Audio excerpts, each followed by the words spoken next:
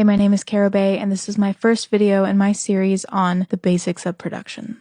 First things first, you need your computer or an iPhone or iPad. You can learn like all of these things and apply it to where you are producing your music. And you will need a DAW. DAW is a digital audio workstation, and that is where you create the music. It's a software you can download onto your laptop, or you can go to Guitar Center or somewhere and buy it in a box. So there are so many different types of DAWs, and it's kind of like buying a phone.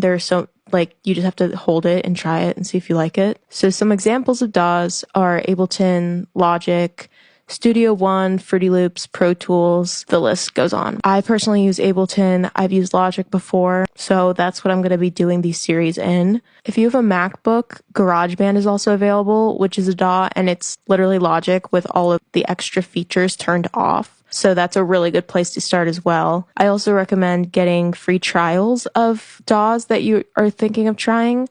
Like I did the free trial of Ableton, and that's how I discovered I like Ableton. All right, now that you picked out your DAW, we're going to get familiar with how it looks in the layout. Each DAW will have tempo, which is how fast or slow the song is. Time signature, which is how many beats per measure.